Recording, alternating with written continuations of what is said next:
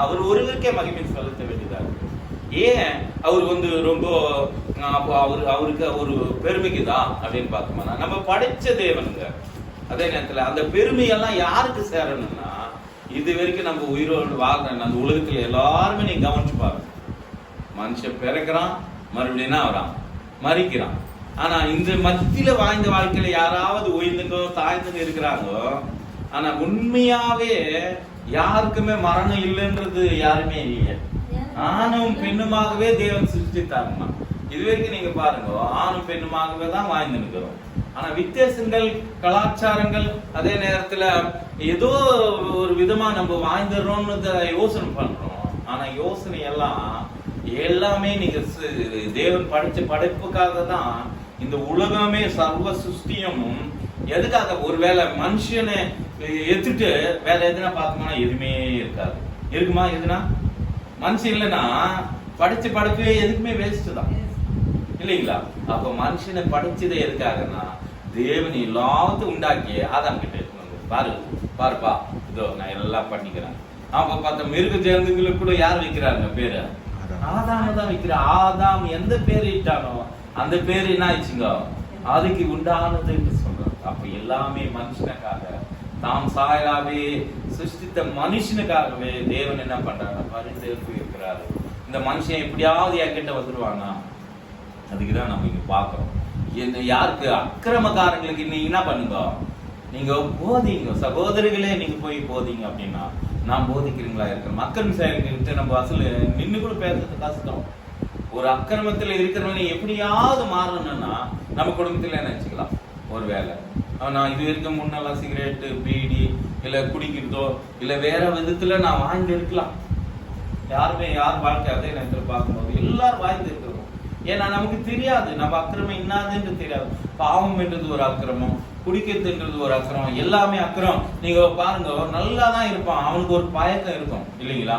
அக்கிரமம். அதே நேரத்துல அக்கிரமம் என்றது பல விஷயங்களே அது நமக்கு சொல்ல முடியும். பைபிள் படிப்பாங்க. பாவம் செய்வ ஆத்துமா என்ன ஆகுங்க? சாகும். பாவத்தினால் வரும் சம்பளம் என்னங்க? மரணம். நம்ம ரோமர் 6ஆம் அதிகாரத்தை கடைசி நம்ம வாசிக்கும் போது அந்த வார்த்தை வரும். அப்போ இந்த பாவத்திலிருந்து, இந்த சாபத்திலிருந்து இந்த மனுஷனை மீட்கிறதுக்காக தாம் குமாரனை என்ன பண்ணாருன்னா, நமக்காக அவர் பரலோகத்திலிருந்து அனுப்பினார். இந்த அக்கிரமக்காரர்களை எப்படி மனசு மாற்ற முடியும்னா, இந்த வேதத்தை வச்சு மாற்ற முடியும். இதை கேட்கறதுனால மாற்ற. ஒருவனுக்கு ரட்சிப்பு எதனால் வரனா, நாம் அவர் அறிக்கிற போது அவர் தான் குமாரன், அவர் தான் தேவன் என்று நம்ம வாயில நம்ம ஏத்துக்கணும். நம்ம என்ன பண்ணோம்னா, ரோமர்ல நமக்கு சொல்லப்படுது, இல்லைங்களா? ரோமர் எத்தனை அதிகாரம் பார்க்கும்போது, எத்தனை அதிகாரம் ரோமர்ல நம்ம பார்க்கும்போது எத்தனை அதிகாரம் வருது? 10ஆம் அதிகாரத்துல பார்க்கும்போது அவரு நம்ம பார்க்க முடியும். பாருங்க, 10ஆம் அதிகாரமா இல்ல 6ஆம்? நம்ம ரட்சிப்பு எதுல? 10 வாசிக்கலாம். அந்த வசனத்தை வாசிக்கலாம். 10 வசனம் பார்க்கலாம்.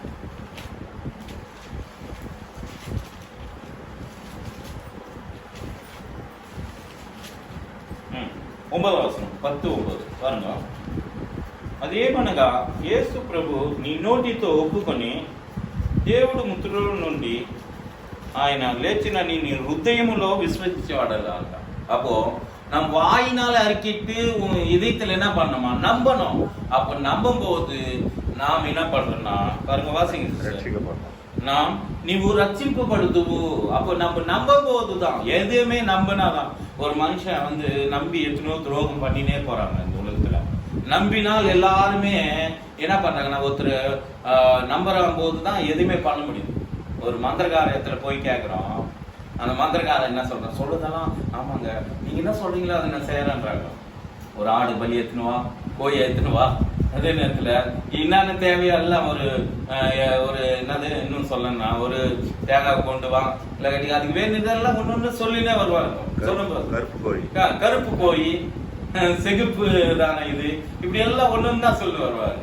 சொல்லினே லாஸ்ட்ல இதெல்லாம் நீங்க என்ன பண்ணணும், இது ஒரு பரிகாரம், இத்தனை நாளைக்கு நீங்க செய்யணும் அப்படின்னு சொல்றாங்க.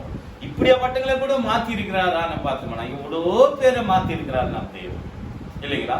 நம்ம பார்க்கும்போது இந்த வேதம் தான் பெருசுன்றது அளவுக்கு அவங்க புத்தியே மாற்றி, அதனால்தான் கர்த்தருக்கு பயப்படுதல் நல் புத்தி உண்டாம், ஞானம் உண்டு. அப்போ அந்த நல்ல புத்தியும் நல்ல தான ஞானம் எங்க கிடைக்குதுங்க? ஞானம் அப்ப பார்க்கணும். உலகம் எங்கும் நம்ம தேடினாலும் உண்மை அன்பு என்னது நம்ம எங்கமே என்ன பண்ண முடியாதுங்க, பார்க்க முடியாது. எல்லாம் நம்ம கூடவே சகோதரிக்கிறான், நமக்கு கெட்டதே நினைக்கிறான், இல்லைங்களா? நம்ம கூடவே அம்மா இருக்கிறாங்க, நம்ம பிள்ளைங்களே நம்ம அம்மாவே ரொம்ப கேர்லெஸ்ஸா நினைக்கிறாங்க. நம்ம கூடவே மருமக இருக்கிறா, அந்த மருமக அம்மா ஒரு மாமியாரை பார்த்து என்ன பண்ணிட்டாங்க, என்ன செய்துட்டாங்கன்னு இப்படி எல்லாம் யோசிச்சு பேசுறாங்க. நம்ம கூடவே நம்ம பேர பிள்ளைங்க இருக்கிறாங்க, ஏன்னா கொடுக்குற வரைக்கும் தான் ஆயா குத்துட்டா, அப்புறம் ஆயா ஒண்ணும் கொடுக்குறது இல்லைன்னா அந்த பக்கமே திரும்புறது இல்லை, இப்படி எல்லாம் கூட வாங்கிட்டு தான் இருக்கிறாங்க. ஏன் காரணம்? உண்மையான அன்பு அவங்களுக்குள்ள என்ன பண்ண முடியல, காட்ட முடியல. உண்மையான அன்பு காட்ட வந்த அதனால்தான் இந்த எப்படியாப்பட்டங்களை நம்ம என்ன பண்ணணும்னா அவங்களை சரி பண்ணணும். யாரை சரி பண்ணணும்? யாரை சரி பண்ண சொல்றாங்க பாருங்க. அந்த வசனத்தை மறுபடியும் இன்னொரு வாட்டி வாசிக்கலாம். அந்த 14 இருங்க, 1 தெசலோனிக்கர் 14 5ஆம் அதிகாரம் 14. సహోదరులారా మేము మీకు బోధించినది ఏమనగా అక్రమంగా నడుచుకున్న వారికి புத்தி చెప్పండి. யாருக்கெல்லாம் நம்ம புத்தி சொல்ல முடியும்? அப்போ இந்த சகைவை குறித்து நம்ம வரும்போது இந்த 19ஆவது அதிகாரத்துல அவர் சொல்றாருங்க, என்ன சொல்றாருன்னா, யாரா இடத்துல நான் அக்கிரமமா வாங்கிட்டேன்னா பாருங்க, அங்கதான் அந்த வசனம் நமக்கு அக்கிரமக்காரங்களுக்கு எப்படி நம்ம புத்தி சொல்லணும். இது வாசிங்க 19ஆவது அதிகாரத்துல முதலாம் வசனத்துல இருந்து ஒரு சில வசனங்களை நம்ம அதுல பார்க்கலாம். தெலுங்குல ஒரு எடுத்துட்டு சிஸ்டர். லூக்கா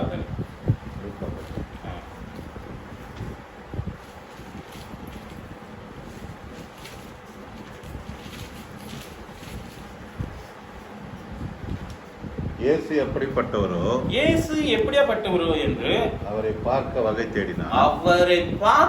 தேடினார். அவன் குள்ளனாய் இருந்தபடி. அவன் எப்படியாப்பட்டவனாகிறான்? ரொம்ப குள்ளமான மனுஷன். ஜனக்கூட்டத்தில் அவரை காணக்கூட முடியல, அவரு பார்க்கறது கூட முடியல. எவ்வளவு பேர் பெரியங்களாக்கிறாங்க. அதே நேரத்துல அவர் பார்க்கணும் ரொம்ப கஷ்டமா இருக்குது. இவரு ஏன்னா இந்த மனுஷன் ரொம்ப வரி வசூல் பண்றவரும் அதே நேரத்துல பார்த்தோம்னா இவருக்கு ரொம்ப ஐஸ்வர்யம் உள்ளவர் தான் இருந்தாருங்க. அதே நேரத்துல அவர் ரொம்ப குள்ளமான மனுஷனா இருக்கிறதுனால அங்க போய் அவர் என்ன பண்ண முடியல, பார்க்க முடியலன்ட்டு உடனே பாருங்க என்ன பண்றாரு. அவர் போகும் வழியில முன்னாக ஓடிட்டானா, கவான்னு ஓடி போய் அவரை பார்க்கணும்னு ஒரு ஆசை. ஒரு காட்டு அத்தி மரத்திலே பாருங்க, ஒரு காட்டு அத்தி மரத்திலே ஏறிட்டாங்க. உடனே ஏறிட்டு அந்த குள்ளன்றது பார்க்கல, இதுன்னு பார்க்கல, ஒரு மரத்தை ஒரு நல்ல ஐஸ்வர்யம் தான். அவன் பார்க்கும்போது அந்த காட்டு அத்தி மலை மேல ஏறிட்டு உக்காந்துக்கினே என்ன பண்றாங்க. இயேசு அந்த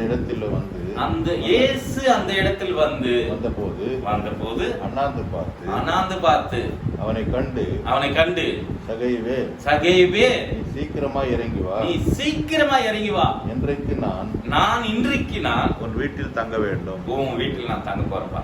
பாருங்க, இயேசு அந்த வழியில் வரப்போறாருன்னு அவருக்கு தெரிஞ்சிச்சு. அவரை நான் பார்க்கணும்னு அவனுக்குள்ள என்ன ஆச்சுங்க, ஒரு ஆசை, அந்த தாகம். அதுதான் நம்ம அவரை தேடுதான அந்த தேடுதல் இல்லைங்களா? ஆவியில எளிமை உள்ளவர்கள் பாக்கியவர்கள், அவர்கள் எப்படியாப்பட்டுங்க தேவனே தரிசிப்பார்கள். இந்த பூமி என்ன பண்ணுவாங்க, சுதந்திரித்துக் கொள்வாங்கன்னு நம்ம மத்தியில நம்ம வாசிக்கிறோம். அப்போ இந்த ஆவியில இவர் என்ன பண்ணிருக்கிறார், எளிமையுள்ளவர்.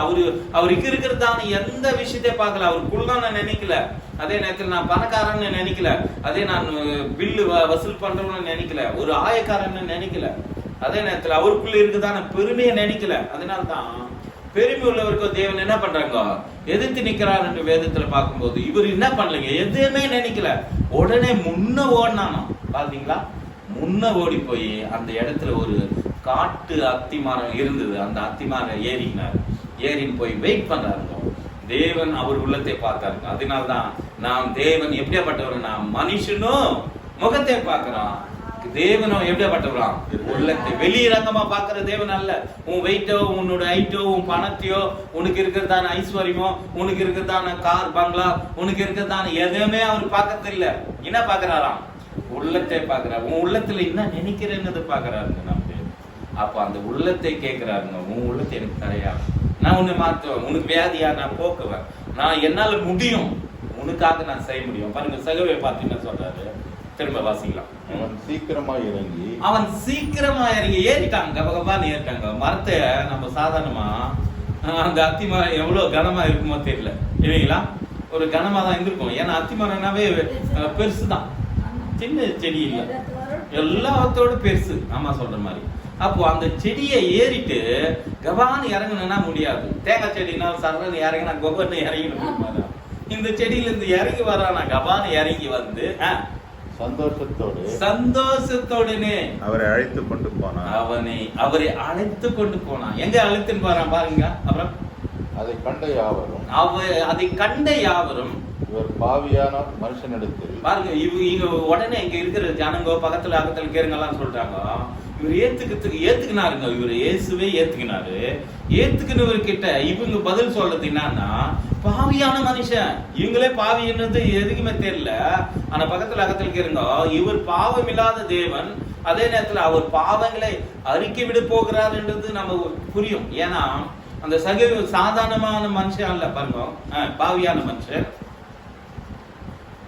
தங்கும்படி போனார். பாருங்க, அவரு வீட்டில் தங்கும்படி அவர் போனார் என்று முறுமுறுத்தார்கள். அவர்கள் முறுமுறுத்தார்களாம். நம்ம கூட நம்ம பார்க்கலாம். ஒரு சிலர் வந்து நம்மளை பார்த்து என்ன பண்ணுவாங்கன்னா முறுமுறுப்பாங்க. என்னடா இது ஒண்ணுமே புரியல. ஏசுன்றாங்க, தேவன்ன்றாங்க, கடவுள் என்றாங்க, அவரு தான் பெரியவர் என்றாங்க, அவரு தான் வணங்கன்றாங்க, எல்லாமே சொல்லலாம். ஆனா இவர் கூட என்ன பண்ணாங்க, அவர் ஏத்துக்கிற வரைக்குமே இவர் பாவியான மனுஷனே, இவர் வந்து யாருன்னா பாவமான மனுஷன்னா எதுக்கு இவர் பாவமான மனுஷன் சொல்றாங்க கேளு பாருங்க.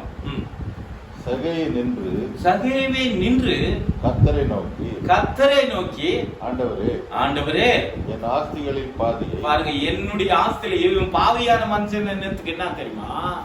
எதுக்காக அங்க சொல்றாங்கன்னா இவர்கள் தான் சொல்றாங்க. அது அங்க இருக்கிற பக்கத்துல இருக்கிறாங்க பாரு, இவன் இப்படியா பட்டவன் வந்து எல்லாருக்கும் தெரிஞ்சுக்குது. ஏன் தெரிஞ்சுக்குதுன்னா இவன் என்ன பண்றான், பணத்தை என்ன பண்றான், அதிகமா வசூல் பண்றான். அதனால என்னுடைய ஆஸ்தியிலே பாதி ஏழைகளுக்கு நான் கொடுத்துடுறேன். நான் ஒருவனிடத்தில் ஏதாவது அநியாயமாய் வாங்கினதுதான் நான் அநியாயமா வாங்கிட்டு இருந்தா நாளத்தினா திரும்ப செலுத்துகிறேன், நான் திரும்ப கொடுத்துருப்பா. இங்க பாத்தீங்கன்னா ஒருவனுக்கு நம்ம புத்தி சொல்லணும், அநியாயமா உள்ளவங்களுக்கு, அக்கிரமக்காருக்கு நம்ம புத்தி சொல்லணும். இப்படிப்பட்டவங்களுக்கு நம்ம புத்தி சொல்ல முடியுமா? அங்க சொல்றாங்க, அவரே சொல்றாங்க, மனுஷனா தானே திருந்தனா தவிர வேற எதுவும் என்ன பண்ண முடியாதுங்க, திருத்த முடியாது. அதே மாதிரி அவரே திருந்து வராருங்க இல்லீங்களா? பாத்துமா, நம்ம பாவியான மனுஷனும் பக்கத்துல இருக்கிறவங்க சொல்றாங்க, அகத்துக்கு இருங்க, உடனே இவர் ரிப்பீட் உள்ளத்துல இருந்து வருதுங்க இல்லீங்களா? உள்ளத்துல இருந்து தான் வருது. நான் யாராவது இடத்துல நான் அக்கிரமமா வாங்கிட்டு இருந்தா என்ன பண்றேன், நாளத்தினா திரும்ப கொடுத்துடுறப்பா அப்படின்னு சொல்லிட்டு மாட்டோம். இல்ல அவர் என்ன பண்றாரு, இயேசு அவனை நோக்கி இன்றைக்கு இந்த வீட்டிற்கு ரட்சிப்பு வந்தது, இந்த வீட்டுக்கு ரட்சிப்பு வந்துச்சு, இவனும் ஆபிரகாமுக்கு குமாரனாகிறானே அப்படின்னு சொல்றாரு.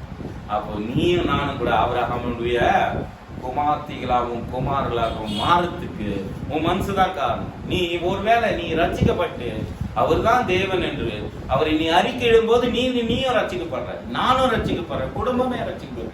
அதுல அதுதான் நானும் என் வீட்டார் என்ற யாரை நாங்க சோதரிப்போம், கர்த்தரவே நாங்க சேவிப்போம்.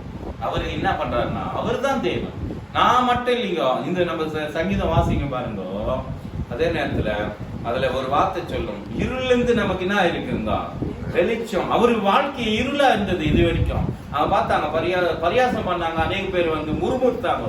ஆனா அந்த முறுமுறுப்பெல்லாம் நம்ம நினைக்க கூடாது. காரணம், நாம் தேவனை நோக்கி பார்த்த முகம்தான் வைக்கப்படாது, அதை வெளிச்சத்தை அது பிரகாசிக்கும்.